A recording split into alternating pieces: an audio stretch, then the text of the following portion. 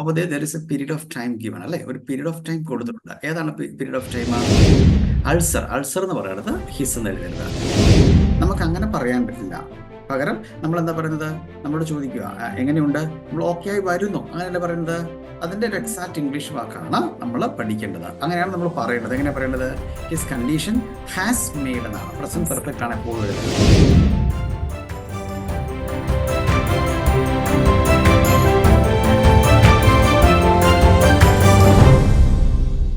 Over the past week, he remains free from severe pain and has been able to tolerate fluid diet. അങ്ങനെയാണ് പറഞ്ഞിരിക്കുന്നത്, അല്ലെ?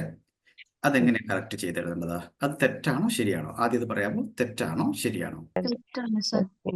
എന്തുകൊണ്ടാണ് തെറ്റെന്ന് പറയാൻ കാരണം? പീരിയഡ് ഓഫ് ടൈം കൊടുത്തിട്ടുണ്ട്. Over there is a period of time given, അല്ലെ? ഒരു പീരീഡ് ഓഫ് ടൈം കൊടുത്തിട്ടുണ്ട്. ഏതാണ് പീരീഡ് ഓഫ് ടൈം?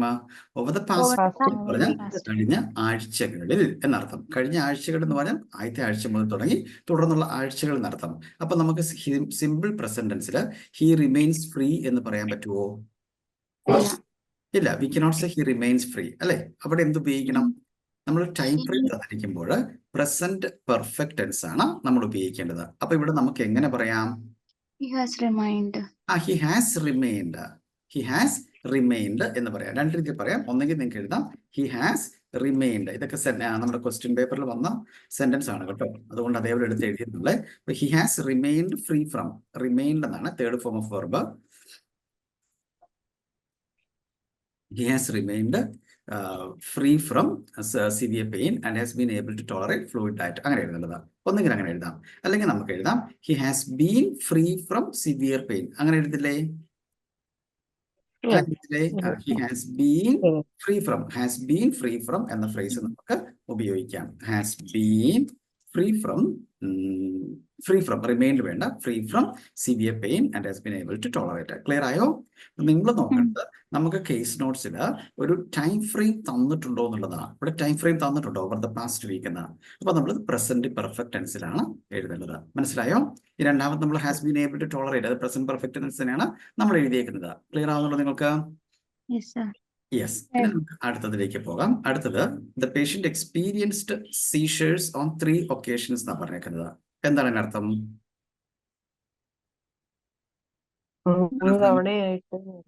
എന്തോ ഇവിടെ ടൈം ഫ്രെയിം നിങ്ങൾക്ക് തന്നിട്ടുണ്ട്. എന്താണ് time frame? 3 occasions. So it has began from the first occasion, continued through the second occasion and he had the third occasion. Okay, അപ്പൊ നമ്മൾ എങ്ങനെ എഴുതേണ്ടത്? പേഷ്യന്റ് എക്സ്പീരിയൻസ്ഡ് എന്ന് പറഞ്ഞാൽ അത് കഴിഞ്ഞു പോയതായിട്ട് അർത്ഥം. സിമ്പിൾ പാസ്റ്റ് ടെൻസ് ആണ്, അല്ലെ? അപ്പൊ 3 occasions ആണ് പറയുന്നത്. അപ്പൊ നമ്മൾ അത് എങ്ങനെ എഴുതണം? Patient has experienced seizures on 3 occasions. ഇവിടെ 3 occasions ഉള്ളതാണ് ടൈം ഫ്രെയിം തന്നിരിക്കുന്നത്. അപ്പൊ നമ്മൾ അതിനെ പ്രസന്റ് പെർഫെക്റ്റ് ടെൻസിൽ എഴുതണം. ക്ലിയർ ആവുന്നുണ്ടോ? എല്ലാവർക്കും? യെസ്. ഇനി നമുക്ക് അടുത്തതിലേക്ക് പോകാം. അടുത്ത സെന്റൻസ് എന്താണ്? There is an ulcer on the right lower lateral border of the tongue for more than a year. അങ്ങനെ കൊടുത്തേക്കുന്നത്. ഇത് നമ്മൾ എഴുതിയേക്കുന്നത് ശരിയാണോ തെറ്റാണോ?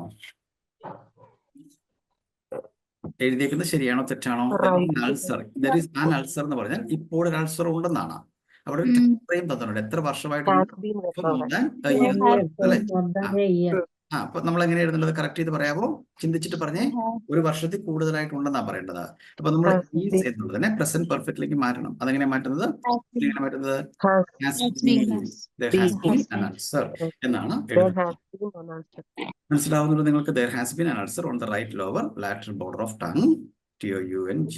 Okay, for more than a year. Clear ആയോ നിങ്ങൾക്ക്? സിമ്പിൾ മിസ്റ്റേക്സ് ആണ്, പക്ഷെ ചിലപ്പോൾ നമുക്ക് മാർക്ക് പോകാൻ സാധ്യതയുള്ള മിസ്റ്റേക്കുകളാണ്. കുറച്ച് സിമ്പിൾ മിസ്റ്റേക്സ് ചേർന്ന് വരുമ്പോഴാണ് വലിയ മിസ്റ്റേക്ക് ആവുന്നത് കേട്ടോ. ഇനി നമുക്ക് അടുത്ത വെയിറ്റ് ഗെയിനും വെയിറ്റ് ലോസും ആണ്. പ്രധാനപ്പെട്ട ഗ്രാമറാണ്. നമ്മൾ മിക്ക സെന്റൻസുകളിലും എഴുതാൻ വരുന്ന ഒരു കാര്യമാണ് വെയിറ്റ് ഗെയിനും വെയിറ്റ് ലോസും. എങ്ങനെയാണ് നമ്മൾ വെയിറ്റ് ഗെയിൻ എഴുതുന്ന നോക്കിയിട്ട് നമുക്ക് തരുന്ന ഇങ്ങനെയായിരിക്കും.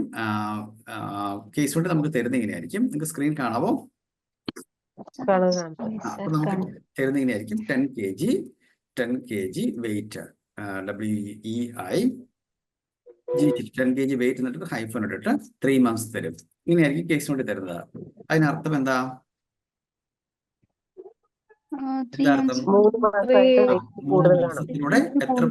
എത്ര kg വെയിറ്റ് ലൂസ് ചെയ്തു? 10 kg. 10 10 kg. kg. അപ്പൊ 10 kg വെയിറ്റ് ലോസ് എന്നാണ്. വെയിറ്റ് ലോസ് ഇവിടെ വെയിറ്റ് ലോസ് കൊടുത്തിട്ടുണ്ടാവേ. വെയിറ്റ് ലോസ് ഹൈഫൻ ഇട്ടിട്ട് 3 months ആണ്. അപ്പൊ 3 മാസത്തോടെ 10 kg വെയിറ്റ് ലൂസ് ആയിട്ടുണ്ടെന്ന് അർത്ഥം. അപ്പൊ നമ്മളത് എങ്ങനെ എഴുതേണ്ടത്? He gained 10 kg. ലോസ് ആണ് ഹി ലോസ്റ്റ് അല്ല ഗെയിൻഡ്. ഗെയിൻ ഇവിടെ ലോസും ഗെയിനും ആകാം കേട്ടോ. ഗെയിൻ രണ്ടും ആകാം. അപ്പൊ വെയിറ്റ് ഗെയിൻ എന്നാ തന്നിരിക്കുന്നെങ്കിൽ നമ്മൾ എങ്ങനെ എഴുതണത്? അത് പ്രസന്റ് പെർഫെക്റ്റ് ടെൻസിലാണ്. എപ്പോഴും വെയിറ്റ് ഗെയിൻ പ്രസന്റ് പെർഫെക്റ്റ് ടെൻസിലാണ്. ഇന്നത്തെ കാര്യം എഴുതുവാണേ. ഇന്ന് നമ്മൾ എഴുതുവാണ് കഴിഞ്ഞ 3 മാസമായിട്ട് 10 കിലോ വെയിറ്റ് വെച്ചിട്ടുണ്ട് എന്ന് പറയുന്നത് എങ്ങനെയാ? ഹി ഗെയിൻഡ് എന്നാണോ ഹി ഹാസ് ഗെയിൻഡ് എന്നാണോ? He has He has gained എന്നാണ്. He has gained 10 kg weight over the last 3 months. അങ്ങനെയാണ് നമ്മൾ എഴുതുന്നത്. മനസ്സിലായോ? He has gained 10 kg weight over the last 3 months. Clear ആവുന്നുണ്ടോ നിങ്ങൾക്ക്? മനസ്സിലാവുന്നുണ്ടോ എല്ലാവർക്കും? എന്നാൽ 5 kg weight ലൂസ് ആയെന്നാ പറയുന്നത്. എങ്ങനെയാ പറയുന്നത്? he has lost 5 kg over the Lost last 3 months. Yes. എന്നെ ശ്രദ്ധിച്ചു കേട്ടോ. അത് ഇന്നത്തെ കാര്യമാണ്. വെച്ചാൽ 3 മാസമായിട്ട് ഇപ്പോഴും ഇന്ന് ഡേറ്റിൽ 10 കിലോ വെയിറ്റ് ലൂസ് ആയിട്ടുണ്ട്, ആകപ്പെട്ടിട്ടുണ്ട്. അങ്ങനെ പറയാം കേട്ടോ. എന്നെ ശ്രദ്ധിച്ചേ.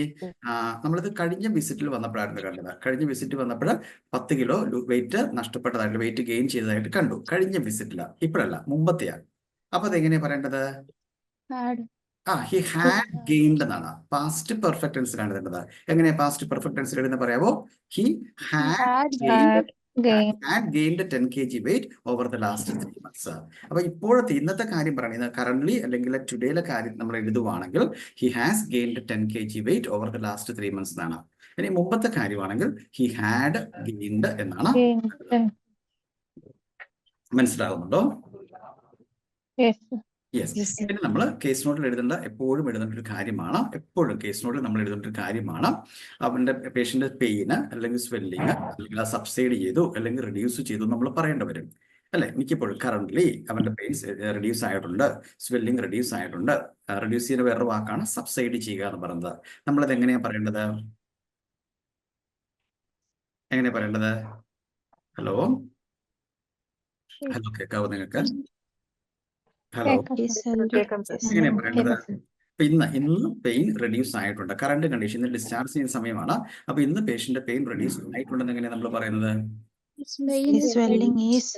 പെയിൻ ഈസ് അല്ല കേട്ടോ, ഈസ് തെറ്റാണ് നമ്മൾ എഴുതുന്നത്. ഹിസ് പെയിൻ അല്ലെങ്കിൽ സ്വെല്ലിംഗ് ഹാസ് റിഡ്യൂസ്ഡ്. ഹാസ് എന്നാ പറയേണ്ടത്. ഹിസ് പെയിൻ ഹാസ് റിഡ്യൂസ്ഡ് അല്ല his pain has സബ്സൈഡഡ്. Currently his pain has സബ്സൈഡഡ്. Currently his pain has reduced. അങ്ങനെയാണ് എഴുതേണ്ടത്. മനസ്സിലായോ? അങ്ങനെയാണ് സ്വെല്ലിംഗ് എങ്ങനെ എഴുതണം പറയാമോ? His swelling has reduced. Spelling സബ്സൈഡഡ് എന്ന് പറയുന്നത് എങ്ങനെയാ? സബ്സൈഡഡ് എന്നാണ് പറയേണ്ടത്. അത് ഓർമ്മ വെക്കുക എപ്പോഴും. Pain has reduce, swelling has subside, ulcer has improved. എങ്ങനെ പറയണ്ട അല്ലെ? അല്ല മനസ്സിലാവുന്നുണ്ടോ? Ulcer size has reduced, ulcer size has subsided എന്നാ. സബ്സൈഡ് ആകപ്പെട്ടിട്ടുണ്ട്. മനസ്സിലാവുന്നുണ്ടോ? അൾസർ സൈസ് നോട്ട് വേണ്ട എഴുതി വെച്ചോണേ. ഹിസ് എഴുതല്ലേ. Ulcer size has reduced or ulcer size has subsided. Pain has reduced, pain has subsided, swelling has reduced, swelling has subsided. അങ്ങനെയാണ് നമ്മൾ എഴുതേണ്ടത്. മനസ്സിലാവുന്നുണ്ടോ നിങ്ങൾക്ക്? ക്ലിയർ ആണോ? ഒരു ഡൗട്ട് ചോദിച്ചോ മോളെ. ആരായിരുന്നു? സൂര്യായിരുന്നു സാറേ. സാറേ ഹിസ് ചേർക്കരുതെന്നാണോ സാറാണ്? ഹിസ് അല്ലെങ്കിൽ നമുക്ക് നമ്മൾ എന്തിനായിരുന്നു? അൾസർ എന്ന് പറയുന്നത് ഹിസ് എന്ന് എഴുതരുത്. പെയിൻ എന്നുള്ളത് എഴുതാം ഹിസ് പെയിൻ, ഹിസ് സ്വെല്ലിംഗ് എന്ന് എഴുതാം. അൾസർ എന്നുള്ളത് ഹിസ് അൾസർ എന്ന് എഴുതരുത്. Ulcer size has reduced, ulcer size has സബ്സൈഡഡ് എന്നാണ് നമ്മൾ പറയേണ്ടത്. മനസ്സിലാവുന്നുള്ളത് നിങ്ങൾക്ക്? അങ്ങനെയാണ്. ഇനി സംശയം ഉണ്ടോ ആർക്കെങ്കിലും?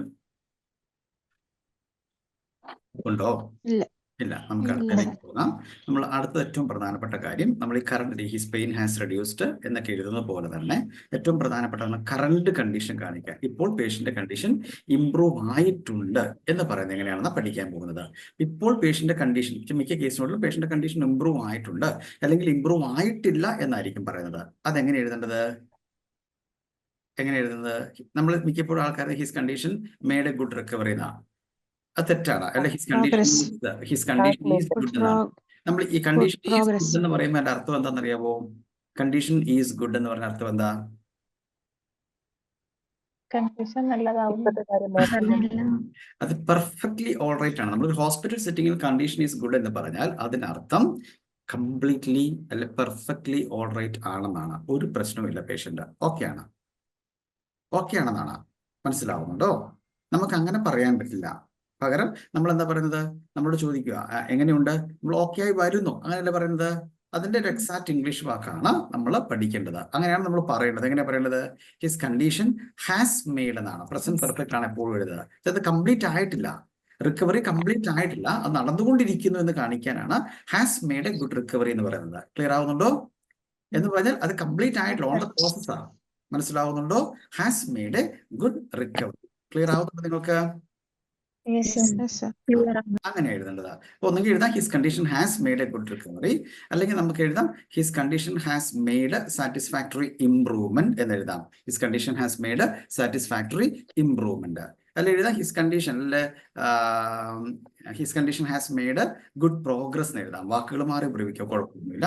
പക്ഷെ ഏറ്റവും simple his condition has made a good recovery, അല്ലെ his condition has made a good progress എന്നൊക്കെ എഴുതാം. ക്ലിയർ ആവുന്നുണ്ടോ? ഇനി പ്രോഗ്രസ് ഇല്ല എന്ന് പറയാൻ എങ്ങനെ എഴുതേണ്ടത്? പ്രോഗ്രസ് ഇല്ല എന്ന് പറയുന്നത് എങ്ങനെയാ? His condition has not made. Has not made negative sentence എഴുതിയാൽ മതി. His condition has not made a satisfactory recovery. നമ്മൾ ഇത് എഴുതുന്ന എവിടെയാണെന്ന് അറിയുമോ? കറന്റ്ലി അല്ലെങ്കിൽ ടുഡേ എന്ന് പറയുന്ന പാരഗ്രാഫിലാണ്, ഇപ്പോഴത്തെ കണ്ടീഷൻ കാണിക്കാൻ. അപ്പൊ നമ്മൾ ഡോക്ടേഴ്സിൽ എഴുതുമ്പോൾ മിക്കപ്പോഴും കണ്ടീഷൻ ഇംപ്രൂവ് ആയിട്ടുണ്ടാകുകയില്ല. അപ്പൊ നമ്മൾ എഴുതുക his condition has not made a good recovery എന്ന് എഴുതുക. ഇനി നമ്മൾ നേഴ്സുമാർക്ക് എഴുതുമ്പോൾ ഗുഡ് റിക്കവറി ഉണ്ടെന്ന് എഴുതേണ്ടത്. അപ്പം his condition has made a satisfactory progress എന്നാണ് നമ്മൾ എഴുതേണ്ടത്. ക്ലിയർ ആവുന്നുണ്ടോ നിങ്ങൾക്ക്? യെസ്. ഇനി വെയിറ്റ് ഗെയിൻ 10 kg 2 months കൊടുത്തിട്ടുണ്ട്. ഞാൻ എക്സാമ്പിൾ കൊടുക്കുന്നേ ഉള്ളൂ. എങ്ങനെയാണ് നമ്മൾ എഴുതേണ്ടത്? She has gained 10 kg over the last 2 months അങ്ങനെ എഴുതേണ്ടത്. അങ്ങനെ 2 weeks ഉള്ളത് എങ്ങനെയാണ് പറയുന്നത്, പറയാമോ നിങ്ങൾക്ക്? She has gained 10 kg over the last 2 weeks. 10 days ആണെങ്കിലോ വെയിറ്റ് ലോസ് ആണ് പറയുന്നത്. വെയിറ്റ് ലോസ് ആയിട്ടുണ്ട്. എങ്ങനെയാ പറയേണ്ടത്? he has lost 10 kg. He has lost 10 kg over last 2 weeks. അത് ക്ലിയർ ആയി നിങ്ങൾക്ക്? അത് വളരെ പ്രധാനപ്പെട്ട ഗ്രാമറാണ്. നമ്മൾ അധികം ശ്രദ്ധിക്കാതെ പോകുന്ന ഒരു കാര്യമാണ്. പക്ഷെ ഇത് പ്രസന്റ് പെർഫെക്റ്റിലാണ് എപ്പോഴും ചെയ്യേണ്ടത്. വെച്ചാൽ വെയിറ്റ് ഗെയിൻ ഒരു പ്രോസസ് ആണ്, അത് കംപ്ലീറ്റ് ആയിട്ടില്ല, സ്റ്റോപ്പ് ആയിട്ടില്ല. വെയിറ്റ് ഗെയിൻ നടന്നുകൊണ്ടിരിക്കുന്നു എന്നാണ് അർത്ഥം, അല്ലെ വെയിറ്റ് ലോസ് നടന്നുകൊണ്ടിരിക്കുന്നു എന്നാണ് അർത്ഥം. അതുകൊണ്ടാണ് പ്രസന്റ് പെർഫെക്റ്റിൽ നമ്മൾ എഴുതേണ്ടത്. മെഡിക്കൽ ടൈമിൽ എപ്പോഴും നമുക്ക് അങ്ങനെ പറയാൻ പറ്റുള്ളൂ. നമുക്ക് വെച്ചുകൊണ്ടിരിക്കുക, അത് സ്റ്റോപ്പ് ആയെന്ന് പറയാൻ പറ്റുമോ? വെയിറ്റ് ഗെയിനോ വെയിറ്റ് ലോസോ സ്റ്റോപ്പ് ആയെന്ന് പറയാൻ പറ്റുമോ? അങ്ങനെ പറയാൻ പറ്റും. പ്രോസസ്സിലാണ്, ഓൺ ദ ഗോ എന്നാണ് അർത്ഥം. ക്ലിയർ ആവുന്നുണ്ടോ? അതുപോലെ തന്നെ പെയിൻ ഹാസ് റെഡ്യൂസ്ഡ് അല്ലെ പെയിൻ ഹാസ് സബ്സൈഡഡ്, അങ്ങനെയാണ് നമ്മൾ എഴുതേണ്ടത്. ക്ലിയർ ആയത് നിങ്ങൾക്ക്? പിന്നെ നിങ്ങൾക്ക് എന്തെങ്കിലും സംശയം ഉണ്ടോ? സാർ കണ്ടീഷൻ ഹാസ് വേഴ്സൺഡ് എന്ന് എഴുതിയ കുഴപ്പമുണ്ടോ സാർ? അതായത് നമ്മളൊരു കണ്ടീഷൻ മോശമായെന്ന് കൂട്ടിക്കോ. കണ്ടീഷൻ മോശമാണെങ്കിൽ കണ്ടീഷൻ ഹാസ് വേഴ്സൺഡ് എന്ന് എഴുതണം. അങ്ങനെ എഴുതുമ്പോൾ എങ്ങനെയാണ് കണ്ടീഷൻ വേഴ്സൺ ആയിരിക്കുന്നത്, ഏത് വാട്ട് ഈസ് കണ്ടീഷൻ, ഏത് കണ്ടീഷൻ ആയിട്ട് വേഴ്സൺ ആയിരിക്കുന്നത് എഴുതാം. ഫോർ എക്സാമ്പിൾ ഇപ്പോൾ ഫീവർ ആയിട്ടാണ്, അല്ല സിവിയർ ഫീവർ ആയിട്ട് വേഴ്സൺ ആയി. അപ്പൊ നമുക്ക് എഴുതാം his condition has worsened with severe fever എന്ന് എഴുതാം. Condition has worsened with severe pain എന്നൊക്കെ എഴുതാം.